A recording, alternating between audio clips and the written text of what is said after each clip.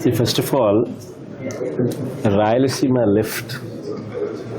One should understand the background of why it was conceived. One should understand the importance of that project. See, today, if you were to look at the FRL of Srisailam, it's 885 feet.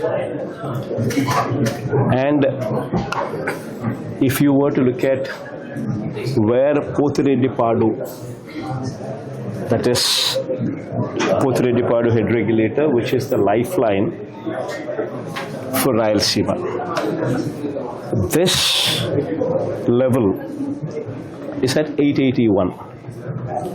So only when you have a water level at 881, you would have the design discharge of 44,000 cusecs flowing through the Pothredipadu head regulator, which in turn, this water, when it flows through Pothredipadu head regulator, would suffice the needs of Rayalaseema and Nellore districts. The entire Rayalaseema and Nellore district are dependent on the Pothredipadu head regulator, which gets operational only at 881 meters when the water reaches 881 feet. Whereas 885 feet is the FRL of Srisailam reservoir. Now this is the background. And now if you were to see the plight of affairs the state is reeling under, if you were to check the last 20 years record, maybe for 3-4 years at best, you would have a situation where the water is flown through Pothredipadu and the allocated quota of water reached the downstream riparian districts. Out of 20 years, only 3-4 years at best. This is the situation. While the situation continues to be like this, where the flood days every year are being reduced. Today you have only 20-30 days of flood at best per annum. While this situation continues to exist, on the other hand, you have in Telangana lifts which are operating at 800 feet. You have Kalvakurti expanded, Kalvakurti, which is a 20 TMC, 25 TMC capacity plant, where without approvals they have expanded to 45 TMC. You have SLBC at 825 feet, which is another 40 TMC capacity. You have Palamur Rangareddy Dindi, which is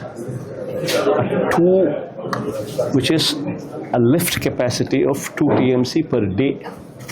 Every day it has the capacity to draw 2 TMC of water per day, which also operates at 800 feet.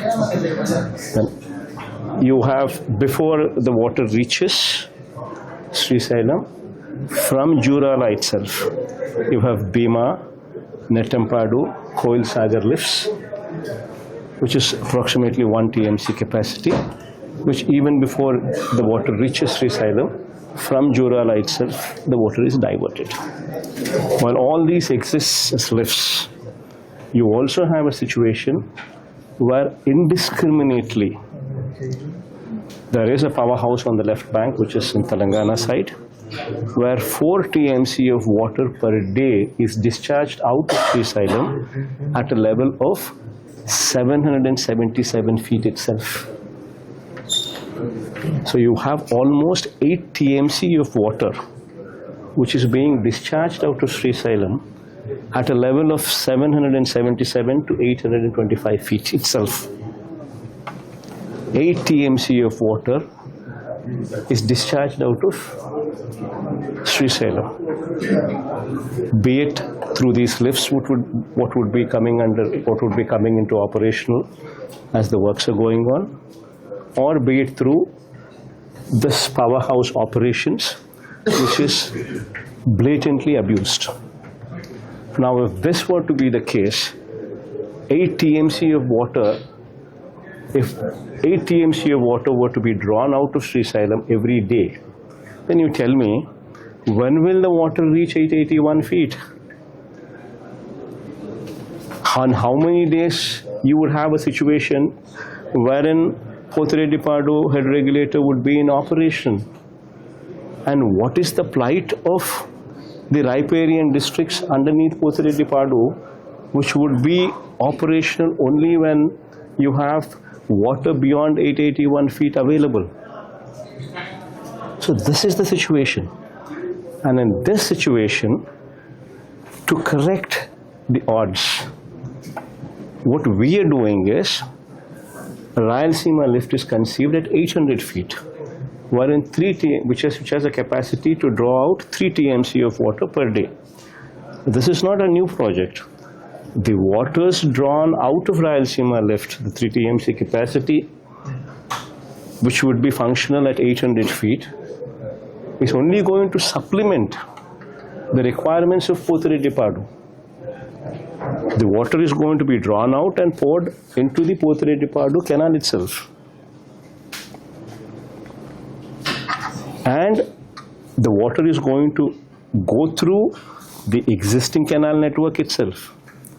And the water is going to reach the existing dams itself.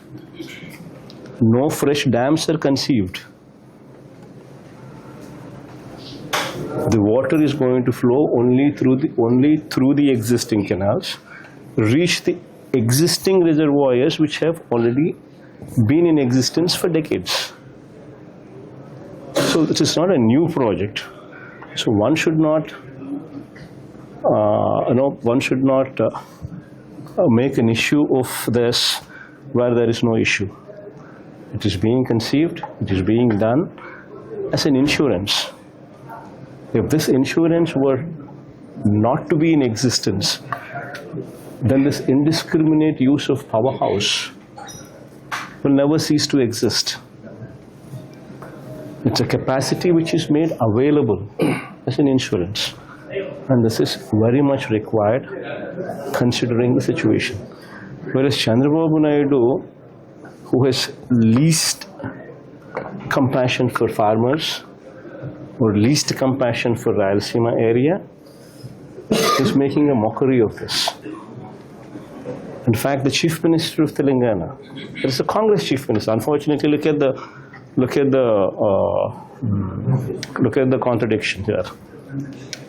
Telangana Chief Minister, who is a Congress Chief Minister, makes a statement in the Assembly saying that because of his good equation with Chandrababu Naidu, and upon his request, Chandrababu Naidu conceded and gave away Rayalaseema lift project, considering the relationship between the two of them, is what an open statement a Congress Chief Minister makes in the well of the House, in the Assembly. And Chandrababu Naidu and his irrigation minister here ratify the statement, rather than disputing the statement. Rather than showing Revanth Reddy in bad light and saying, Revanth Reddy, whatever you're saying is false and wrong, rather than saying that, Chandrababu Naidu and his ministers say, Rayalaseema irrigation project is waste. What nonsense is this?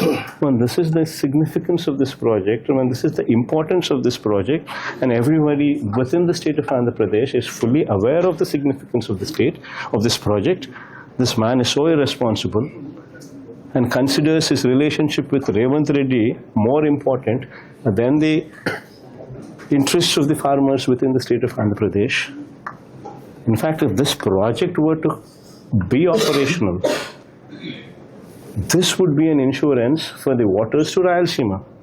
And if Rayalaseema gets the allocated sufficient water, then the dependence on Godavari waters which are coming into Krishna need not be taken to Rayalaseema. They can be used to stabilize the Krishna Delta here itself. So this is a project which is very important for the state, not only Rayalaseema alone. In the initial first phase you said you wanted 50,000 acres. and you need 2 crores per acre to lay these roads, give electricity, give in water, connect them with sewerage system. And to provide for this, according to your own DPR, you said it requires 2 crores per acre. Probably because of your scams, or probably because of reasons known to you alone. Now you and your Benamis have procured land here, so you've decided the capital here. Now for 50,000 acres, at the rate of 2 crores per acre, according to your own DPR, it costs 1 lakh crores. Now this 1 lakh crores, God knows when it's going to come, God knows how it's going to come. Now, forget about that aspect. Now you want to add one more 50,000 acres of land. You want to add another 50,000 acres of land, which costs you another 1 lakh crores. So you're actually talking about 2 lakh crores requirement, 1 lakh acres of land you want to develop. What kind of insanity is this when the first 50,000 acres itself is not developed? When the farmers are crying about it, that what have you done? Why did you take our land? We are left with nothing now, and there is no development also because of 1 lakh crores that is required to lay the roads, to lay the drainage, to lay the current, to lay the sewerage. So this is the situation there. You're talking about acquiring another 50,000 acres. So the insanity is prevailing. Chandrababu Naidu never even acquired land.